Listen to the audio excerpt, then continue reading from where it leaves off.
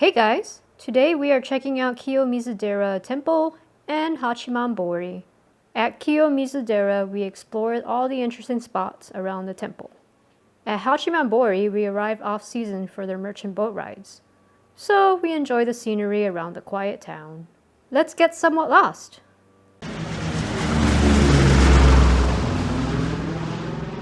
Hello everyone, and today we are at Kiyomizu-dera. It's a Buddhist temple up in the mountains of Kyoto. Yes, and then as you can see, it's super crowded. Lots of people. It was really hot that day. We were there on a weekend. It was a weekend, and then that's probably why it was extra crowded. I think it was also a holiday that we were there. Could be. As you can see, a lot of people are dressed in kimonos and yukatas all over.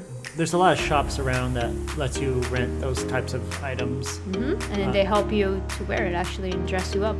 Yeah, they'll put it on you. Yeah, so that's cool. And then, as you can see, more stairs. Lots of tourists, a lot of them from like China, it sounded like. Yeah, from their I accents. think I heard more of the mainland China accents, maybe. I don't know, I could be wrong. Definitely Mandarin, that's all I know. Yeah.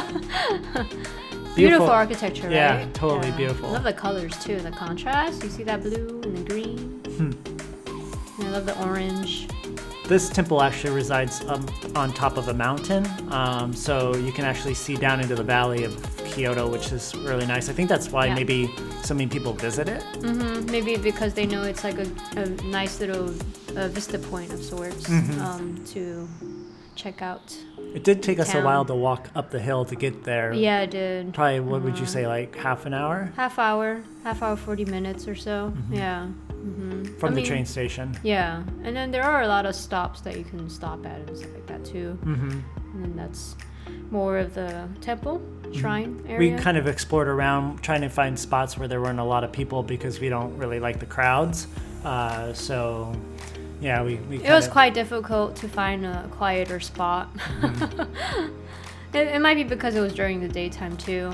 I think it was like in the early afternoon or so, after lunchtime. If you get there early in the morning or late in the evening, it's usually less crowded. Yeah, which is what I would prefer. But we just happened to randomly stumbled upon this it wasn't on our here. list at all or anything. We just kept walking past the Studio Ghibli shop that we wanted to go to and followed the hill up to see what was up there. And then little did we know, we found this little temple here. Not little, it's actually quite a big temple area. Lots of, there's a river there, lots of water and trees. Little small lakes. Very beautiful area. Lots of trees, obviously. This Just stuff that you don't normally find. No, yeah. And then this is one of the quieter spots that we did manage to find. Yeah, kind of at dead the end, ends. right? Yeah. Dead end part of it? Okay. Yeah, I didn't really go past that area, so we kind of walked back and we stumbled upon these statues, which we don't know if they're Buddhist gods or just Buddhists in general that they carved them for. Yeah, if you know, leave a comment below. Maybe you'll know what it is. And I can't read that as well. If you know as well, leave a comment below. Let us know. Nobody comments. But obviously they put a lot of time and effort into carving these out, so they have to have some significance, some kind of historical meaning, I think. But yeah, it was a beautiful day. Nice day. Yeah. Really hot though. I know. Probably it was, in the 90s. Yeah, with the humidity especially, you feel it more. And then there's a street where it's even more people.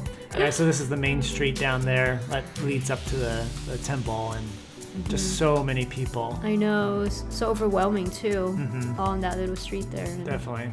Look at those girls wearing so much clothes. I just want to walk around in bikini at that point at that time.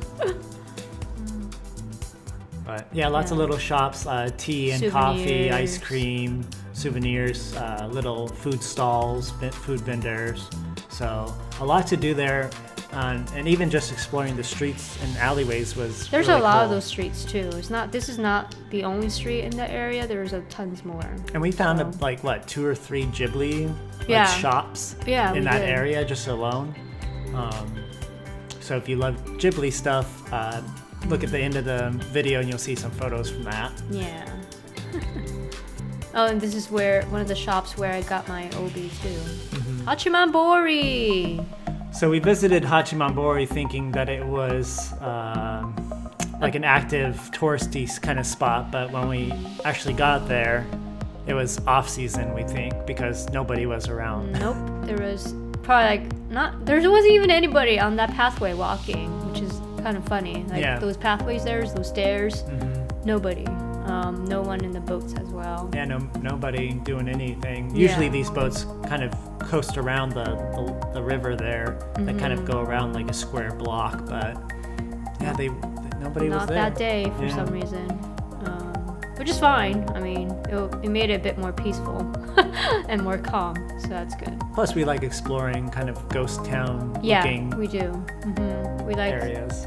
Places where there's not too many people, basically, if we can.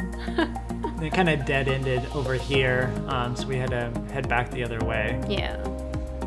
I'm guessing it is more of a peak summer season sort of thing, June or July. Yeah, we were there in September, October area, so it was probably too late in the season, yeah. Possibly, yeah. Nice looking boats, though. I would like to go on those. And then just that one woman that we saw.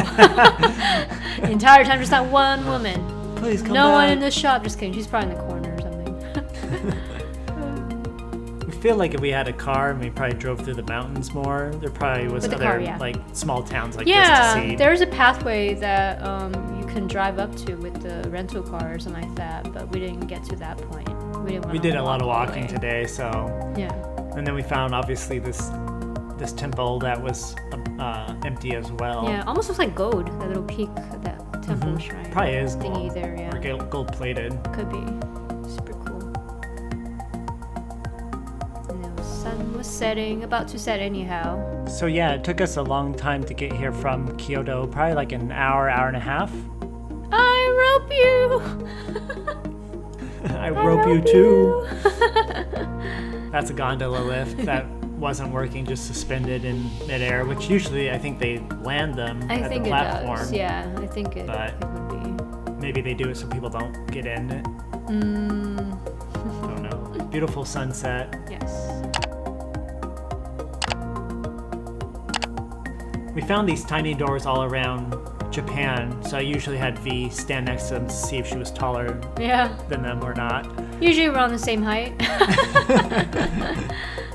I almost wanted to open that door, but it was a lot of cobwebs. Yeah, a lot of spider webs. And you're like, I'm not touching that. Nope. Lots of homes in the area. Not sure they're abandoned, but it was I don't think quiet. they are. I think they're just old. Either. Yeah. Possibly, yeah. Most likely.